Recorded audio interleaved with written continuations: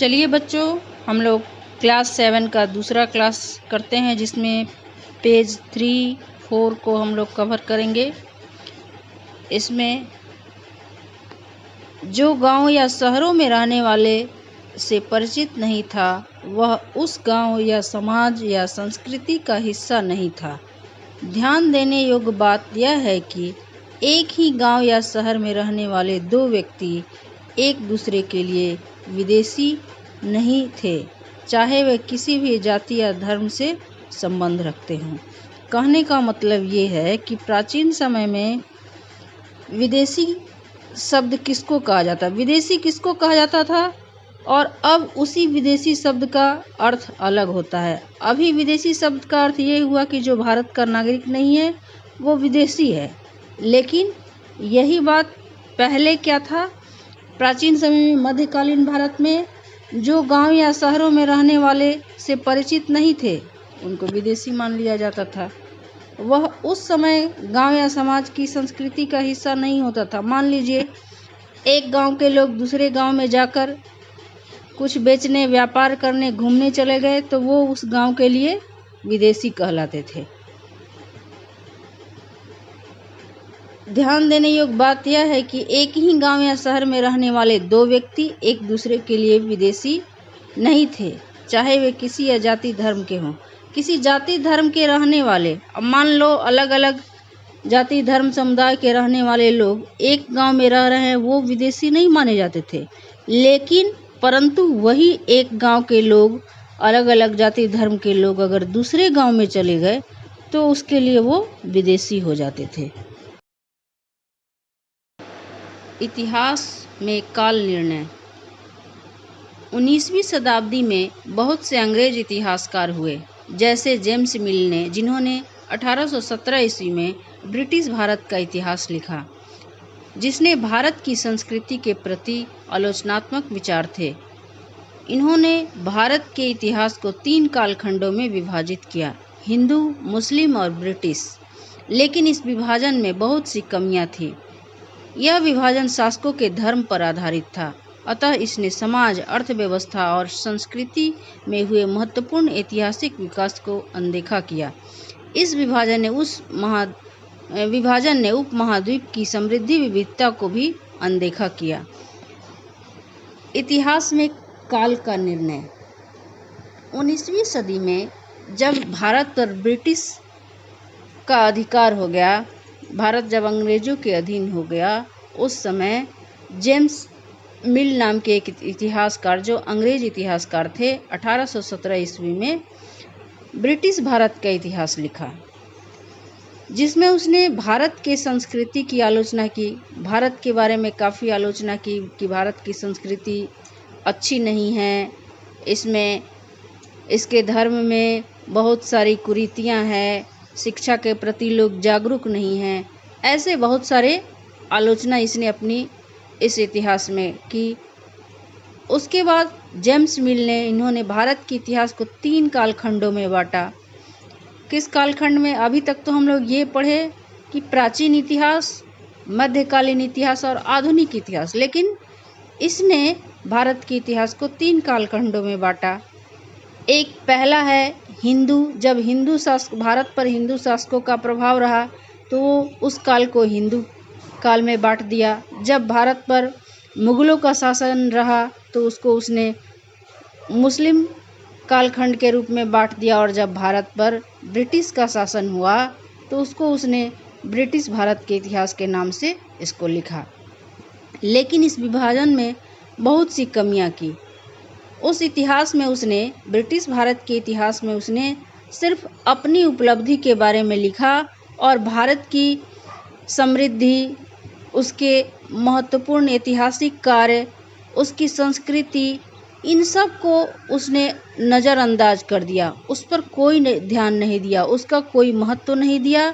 बस उसने अपनी उपलब्धियों को बताकर और ब्रिटिश भारत के नाम से एक इतिहास लिख दिया। इस विभाजन में उस उपमहाद्वीप की समृद्धि विविधता को भी नज़रअंदाज कर दिया, क्योंकि ऐसा नहीं था कि ब्रिटिश काल के आते ही भारत में जो कुछ था वो तुरंत समाप्त हो गया था। बहुत कुछ ऐसे शासकीय कार्य हुए थे, बहुत से मंदिर, मस्जिद, इमारत, ऐतिहासिक प्लेस, हर कुछ था। लेकिन उसने भारत के इतिहास को या भारत में जो कुछ भी था उसकी अच्छाई को उसने नहीं लिखा। इतिहास में हुए महत्वपूर्ण बदलावों की स्पष्ट तस्वीर पाने के लिए सामान्यतः इतिहासकारों ने अतीत को 3 कालखंडों में विभाजित किया है। ये 3 काल हैं: प्राचीन या प्रारंभिक काल, मध्ययुगीन या मध्यकाल और आधुनिक काल। अब इतिहासकारों ने इतिहास की जानकारी लेने के लिए, अच्छे से अध्ययन करने के लिए, इतिहासकारों ने इतिहास के कालखंड को 3 भागों में विभाजित किया है। वो कौन कौन से भाग हैं? तो प्राचीन या प्रारंभिक काल, मध्ययुगीन या मध्यकाल और आधुनिक काल। ये 3 कालखंड हैं। इस वर्ष हम मध्य काल के इतिहास के बारे में अध्ययन करेंगे। मेडिएवल शब्द की उत्पत्ति लैटिन भाषा से हुई है, जिसका अर्थ है बीच या मध्य का समय।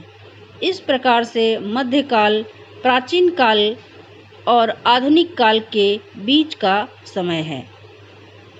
यद्यपि विश्व इतिहास को प्राचीन काल, मध्यकाल और आधुनिक काल में विभाजित करने की कोई निश्चित मापदंड या सामान्य नियम नहीं है।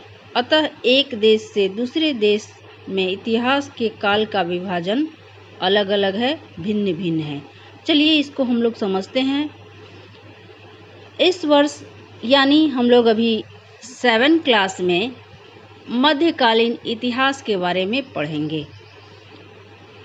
मध्यकाल के इतिहास के बारे में अध्ययन करेंगे। मेडिएवल शब्द की उत्पत्ति लैटिन भाषा से हुई है, जिसका अर्थ होता है बीच या मध्य समय। इस प्रकार से मध्यकाल प्राचीन काल और आधुनिक काल के बीच का काल समय है।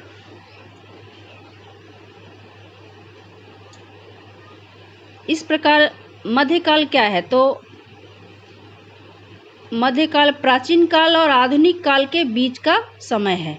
यद्यपि विश्व इतिहास को प्राचीन काल और मध्यकाल, आधुनिक काल में विभाजित करने का कोई ऐसा मापदंड नहीं है कि हम विश्व के इतिहास को किस तरह से 3 खंडों में बांटेंगे, क्योंकि अलग अलग देशों के अलग अलग नियम हैं इतिहास को कालखंड में विभाजित करने के लिए। इसलिए विश्व के इतिहास को इस तरह से नहीं विभाजित किया गया है, सिर्फ भारत के इतिहास को इस तरह से विभाजित किया गया है। अतः एक देश दूसरे देश में इतिहास के कालखंड का विभाजन अलग अलग है। भारत में मध्यकाल मोटे तौर पर 8वीं से लेकर 18वीं सदी तक माना जाता है। अतः इस इकाई में हम भारतीय उपमहाद्वीप के इतिहास और सभ्यता के बारे में अध्ययन करेंगे। मध्यकाल को आगे फिर 2 कालों में विभाजित किया गया है। पूर्ववर्ती मध्यकाल 18वीं शताब्दी से 12वीं सदी तक और परवर्ती मध्यकाल 13वीं शताब्दी से 18वीं शताब्दी तक। मध्यकाल में बहुत से राजनीतिक, सामाजिक और आर्थिक बदलाव उभर कर सामने आए। आज आधुनिक काल में हमारी जो संस्कृति है वह मध्यकाल में हुए बदलाव का ही परिणाम है। इस काल में कृषक समाजों का विस्तार, क्षेत्रीय और साम्राज्य राज्यों का विस्तार हुआ, जिसको हम लोग आगे पढ़ेंगे। पहले चलिए हम लोग इसको समझ लेते हैं। भारत में मध्यकाल मोटे तौर पर, भारत में मध्यकाल कब से शुरू हुआ? 8वीं शताब्दी से 18वीं शताब्दी को मध्यकाल में रखा गया है। अतः इस इकाई में हम भारतीय उपमहाद्वीप के इतिहास और इसकी सभ्यता के बारे में पढ़ेंगे। यानी हम लोग 8वीं शताब्दी से 18वीं शताब्दी के बीच भारतीय इतिहास में कौन कौन सी घटनाएं हुई, कैसे कैसे सभ्यता आगे विकसित हुआ, उसके बारे में हम लोग अध्ययन करेंगे। इस मध्यकाल को आगे फिर 2 कालखंडों में विभाजित किया गया है। पहला है पूर्ववर्ती मध्यकाल, जो 8वीं शताब्दी से 12वीं शताब्दी तक है। और दूसरा है परवर्ती मध्यकाल जो 13वीं शताब्दी से 18वीं शताब्दी तक है।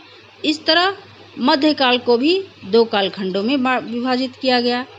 8वीं से 12वीं पूर्ववर्ती मध्यकाल और परवर्ती मध्यकाल 13वीं से 18वीं शताब्दी तक। मध्यकाल में बहुत से राजनीतिक क्षेत्र में, सामाजिक क्षेत्र में, आर्थिक क्षेत्र में बहुत सारे परिवर्तन आए और आधुनिक काल में हमारी जो संस्कृति है वह मध्यकाल में बदलाव का ही परिणाम है, जो आज हम लोग देखने को हम लोग के सामने मिल रहा है। इस काल में कृषक समाजों का विस्तार, क्षेत्रीय और राज्यों का विस्तार काफ़ी हुआ।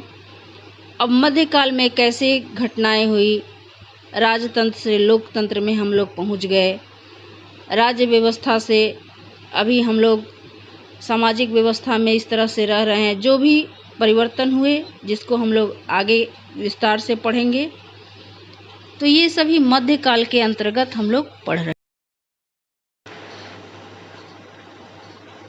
हिंदू और इस्लाम धर्मों का महत्वपूर्ण धर्मों के रूप में विकास तथा यूरोपीय व्यापारिक कंपनियों का आगमन जैसे असाधारण परिवर्तन हुए। इन सब के बावजूद इतिहासकारों को अतीत को प्राचीन काल, मध्यकाल और आधुनिक काल में विभाजित करने में बहुत सी समस्याओं का सामना करना पड़ा। उदाहरणार्थ, मध्यकाल की तुलना प्रायः आधुनिक काल से की जाती है। आधुनिकता भौतिक विकास और बौद्धिक समृद्धि को परिलक्षित करती है। इससे संकेत मिलता है कि मध्यकाल में इस क्षेत्र में विकास नहीं हुआ था, लेकिन यह सच्चाई नहीं थी। अब देखिए मध्यकाल में क्या हुआ कि बहुत से नए नए साम्राज्यों का उदय हुआ। हिंदू और इस्लाम धर्मों का महत्वपूर्ण धर्मों के रूप में विकास हुआ। कब हुआ? ये मध्यकाल में हुआ। बहुत से यूरोपीय व्यापारी लोग भारत में व्यापार करने आए। यूरोपीय व्यापारिक कंपनियों का आगमन हमारे देश में हुआ। इसके कारण बहुत से परिवर्तन भारत में देखे गए। ये बारी बारी से समय समय पर कई इतिहासकार ये लोग भारत में आए और भारत के बारे में उन लोगों ने लिखा। इसके बावजूद इतिहासकारों को अतीत को प्राचीन काल और मध्यकाल, आधुनिक काल में विभाजित करने में बहुत सी समस्याओं का सामना करना पड़ा। अब कई इतिहासकारों को ये समझ में नहीं आ रहा था कि किस आधार पर, किस तरह से इसको अलग अलग कालखंडों में विभाजित किया जाएगा। उदाहरण के लिए मध्यकाल की तुलना प्रायः आधुनिक काल से की जाती है, क्योंकि मध्यकाल में भी ये सभी व्यवस्था थी जो अभी आधुनिक काल में देखी गई है। आधुनिकता भौतिक विकास और बौद्धिक समृद्धि को परिलक्षित करती है। इससे संकेत मिलता है कि मध्यकाल में इस क्षेत्र में विकास नहीं हुआ था, लेकिन ये सच्चाई नहीं है। अब कुछ इतिहासकारों का मानना था कि मध्यकाल में कोई ज़्यादा बौद्धिक विकास नहीं हुआ, कुछ ज़्यादा आगे तरक्की नहीं देखा गया, लेकिन ऐसी बात नहीं है। मध्यकाल में भी बहुत सारे परिवर्तन हुए हैं। इतिहास के स्रोत से तात्पर्य उन साक्ष्यों और प्रमाणों से है जिसके आधार पर हम इतिहास लिखते हैं। इतिहासकार अतीत को जानने के लिए विभिन्न प्रकार के स्रोतों का प्रयोग करते हैं, लेकिन जिन स्रोतों को वे चुनते हैं यह उनके अध्ययन काल, समय और अन्वेषण की प्रकृति पर निर्भर करता है। प्राचीन काल की तरह इस काल के स्रोतों को भी पुरातात्विक और साहित्यिक स्रोतों में विभाजित किया जा सकता है। अब देखिए, इतिहासकार जो हैं, इतिहास लिखने के लिए कई तरह के प्रमाण खोजते हैं। किस आधार पर बीते हुए घटनाओं को सही तरीके से लिखा जाए। अब किसी के कह देने से, कानों कान सुन लेने से इतिहास नहीं लिखा जाता है। उसके लिए साक्ष्य चाहिए, उसके लिए सही प्रमाण चाहिए। तो इसके लिए इतिहासकार बहुत से स्रोतों को ढूंढते हैं, जैसे बहुत सारे सिक्के, उसके बाद खुदाई से निकले हुए सामान किस कालखंड के हैं, जैसे कि गहने, जेवर, बर्तन, औजार, शिलालेख, हस्तलिपियाँ, पांडुलिपियाँ, उन सब के आधार पर इतिहासकार जो हैं वो इतिहास को लिखते हैं। लेकिन इन स्रोतों को वे जिन स्रोतों को चुनते हैं यह उनके अध्ययन काल, समय और अन्वेषण की प्रकृति पर निर्भर करता है कि वो कब लिखा गया है, किस भाषा में लिखी गई है, किस समय लिखा गया, उसकी पूरी जानकारी इकट्ठा करने के बाद ही इतिहास में उसको लिखा जाता है। पुख्ता प्रमाण मिलने पर ही लिखा जाता है। प्राचीन काल की ही तरह इस काल के स्रोतों को भी पुरातात्विक और साहित्यिक स्रोतों में विभाजित किया गया है। अब ये जो प्रमाण है, स्रोत हैं इतिहास लिखने के, उसको भी प्राचीन कालखंड के तरह, जब प्राचीन कालखंड के तरह इसमें भी दो स्रोतों को विभाजित करके लिखा गया है, पुरातात्विक स्रोत और साहित्यिक स्रोत।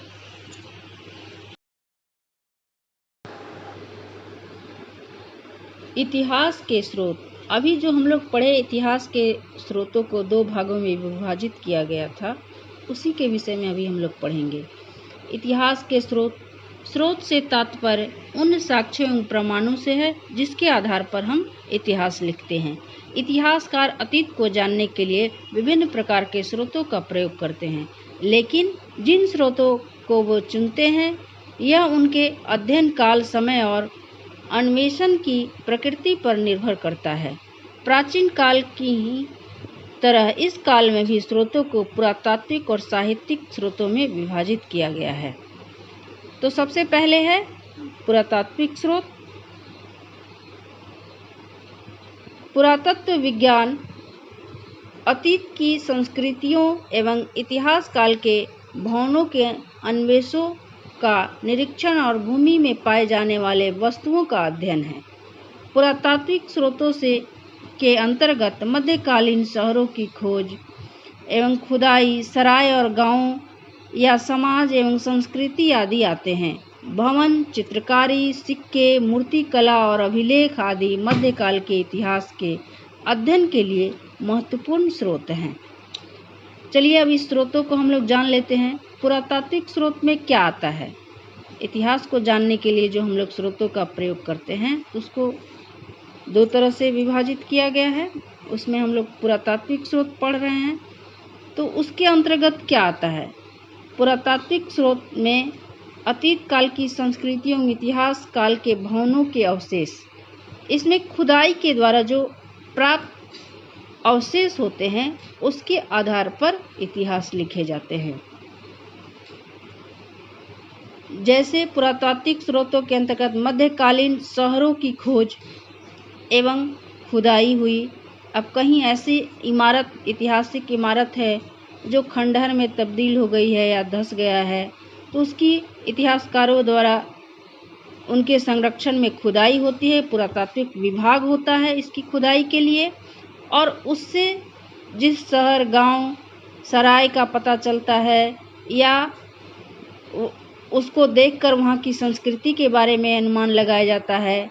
वहाँ के भवन किस प्रकार थे, उसके बाद चित्रकारी, उससे जो भी कुछ अवशेष प्राप्त होते हैं, वहाँ के सिक्के, किस तरह की मूर्तियाँ, जो भी खुदाई से निकाली जाती है उसके आधार पर इतिहासकार उसका अध्ययन करके लिखते हैं। उसके बाद है भवन या स्मारक। ऐतिहासिक महत्व रखने वाला कोई भी भवन एक स्मारक माना जाता है। यह हड़प्पा की तरह जमीन में दबा हो सकता है या फिर दिल्ली में लाल किले की तरह खड़ा हो सकता है। अब भवन या स्मारक, प्राचीन भवन या स्मारक जो है उसके आधार पर भी उसको देखकर हम लोग उस समय के इतिहास का पता लगा सकते हैं। तो ये भवन या स्मारक जो है, जैसे हड़प्पा संस्कृति जो जमीन के नीचे दब गई थी और उसकी खुदाई करके उसका इतिहासकार लोगों ने उसका पता लगाया, उसी तरह ये भवन जो है जमीन के नीचे दबी भी हो सकती है, या फिर दिल्ली में जो लाल किला है, अन्य जो ऐतिहासिक प्लेस जो खड़े अभी भी दिखाई दे रहे हैं हम लोगों के सामने, उसकी तरह खड़ा भी हो सकता है। इसको देखकर, इसका अध्ययन करके हम लोग इतिहास के बारे में पता कर सकते हैं। ये चित्र में देखिए, ये दिल्ली का कुतुब मीनार का चित्र है जिसको इसमें दिखाया गया है। देखो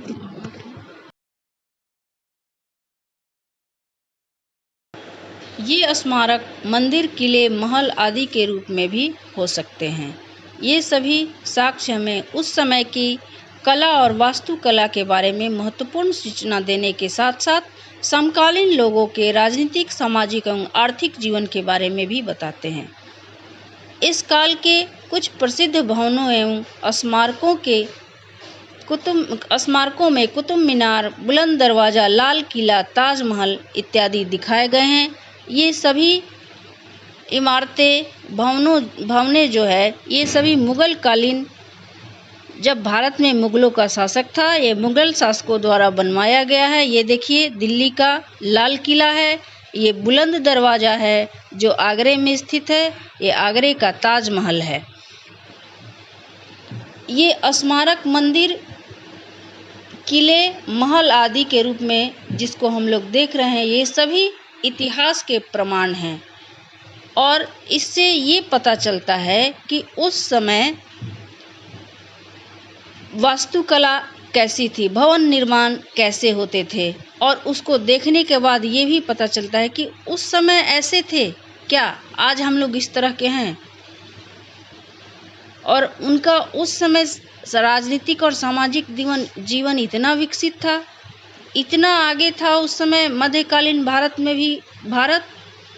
इसके बारे में हम लोग जान पाते हैं इन्हीं सभी स्रोतों के द्वारा। इस काल में कुछ प्रसिद्ध भवनों और जिसका अभी आगे बता ही दिए हैं आप लोग को, तो इन सभी प्रमाणों के आधार पर हम लोग इतिहास के बारे में जानकारी इकट्ठा करते हैं।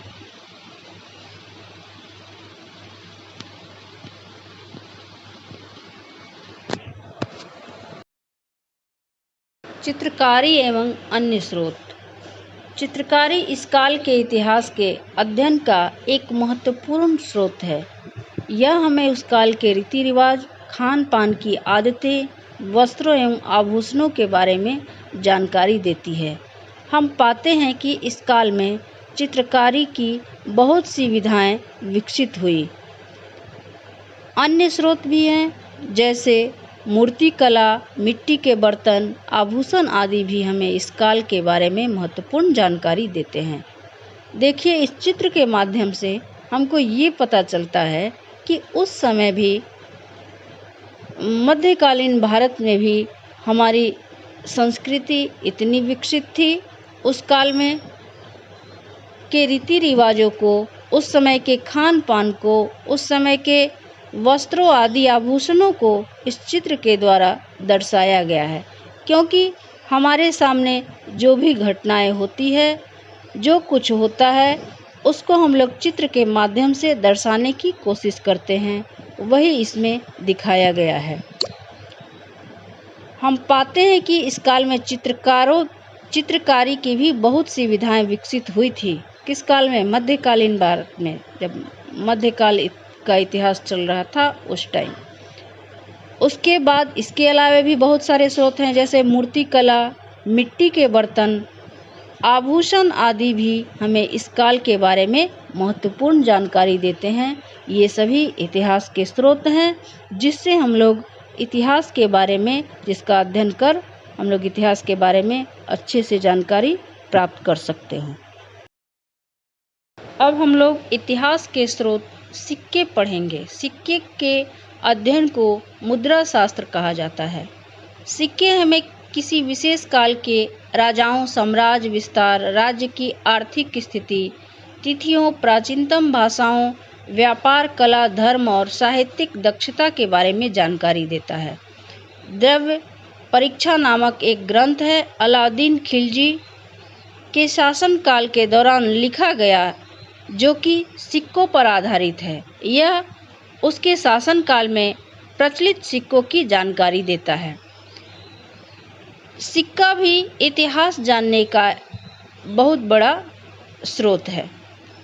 सिक्के के द्वारा हम लोग जिस राज्य के सिक्के हैं, जिस राजा के शासनकाल के सिक्के हैं, उसके द्वारा हम लोग अनुमान लगा लेते हैं कि वो राजा कितना शक्तिशाली था, कितना वीर था, उसके राज्य में शासन व्यवस्था कैसी थी, इसके आधार पर हम लोग उसका पता कर लेते हैं। अब जिस राजा के शासनकाल में अच्छी शासन व्यवस्था होगी, बहुत ऐसे राजा थे जिनके काल में सोने के सिक्के चलाए गए थे। इसका अर्थ ये हुआ कि राज्य में धन की कमी नहीं थी, आर्थिक स्थिति काफ़ी मजबूत थी, इसलिए सोने के और चांदी के सिक्के चलाए जाते थे। ये हर राजा के शासनकाल में ऐसा नहीं होता था। राजा के सिक्के पर उसके राज्य के मुहर लगे होते थे, ईस्वी सन लिखा होता था, राजा का अपना कुछ सिंबल होता होगा वो लिखा होता था, और जिस जाति धर्म के जो राजा होते थे उनकी भाषा में सिक्के पर कुछ लिखे होते थे। तो इसके आधार पर हम लोग भी इतिहास के बारे में अध्ययन अच्छी तरह से कर लेते हैं। एक ग्रंथ है, ये सिक्के जो दिखाए गए हैं ये अलादीन खिलजी कालीन सिक्के हैं, उसके शासनकाल में चलाए गए ये सिक्के हैं, जिसमें कुछ फारसी में लिखे गए हैं। तो अलादीन खिलजी के समय एक ग्रंथ लिखा गया था उसके शासनकाल के दौरान, जो कि उसके सिक्के पर आधारित था, उसके सिक्के के बारे में लिखा गया था। यह उसके शासनकाल में प्रचलित सिक्कों की जानकारी पूरी तरह से देता है।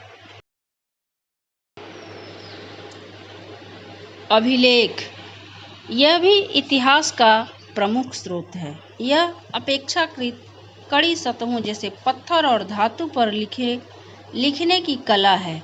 इस काल में कुछ अभिलेख धातु विशेषतः तांबे के चादर पर और कुछ मंदिर, मस्जिद या भवनों के दीवारों पर लिखे गए थे। अभिलेखों में प्रायः शासकों के आदेश, उनके कार्य एवं उनके उपदेश आदि होते थे। राजा या शासक युद्ध में अपनी जीत का विवरण अभिलेखों के माध्यम से सुरक्षित रखते थे। अभिलेख भी इतिहास जानने का एक प्रमुख स्रोत है। अभी भी कई सारे राजाओं के अभिलेख हमारे भारत में देखे जाते हैं। अभिलेख जो होते थे या तो वो पत्थर पर लिखे जाते थे या धातु पर लिखे जाते थे या मंदिर मस्जिद के दीवारों पर लिखे होते थे। उसी तरह राजा अपने राज्य में एक बड़ा सा शिलालेख बनाकर उसमें सोने से, चांदी से या पत्थरों को खुदवाकर अपने आदेश, अपने नियम कानून, उसने राजा प्रजा के लिए क्या क्या किया, क्या राज्य व्यवस्था है, ये सब लिखे जाते थे उस शिलालेख पर। या राजा के जो दरबारी कवि होते थे वो राजा के बारे में उनकी प्रशंसा को शिलालेख में भी लिखवाते थे। इस तरह से शिलालेख पर लिखे गए राजा के आदेश, उपदेश, नियम कानून और प्रशस्ति को जानकर भी हम लोग इतिहास के बारे में अच्छे से अध्ययन कर सकते हैं।